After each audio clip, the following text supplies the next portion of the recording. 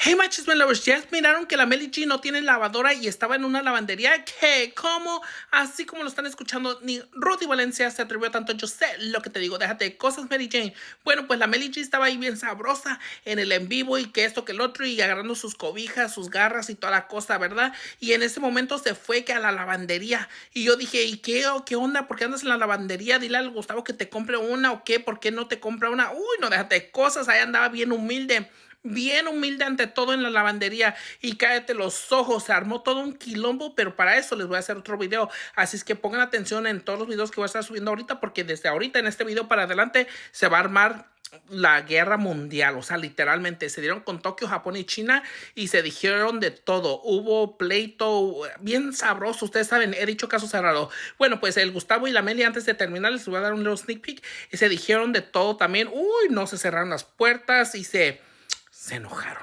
Bien tóxicos que son. Ustedes ya saben que es la tóxica pareja de TikTok. Cállate los ojos, Mary Jane.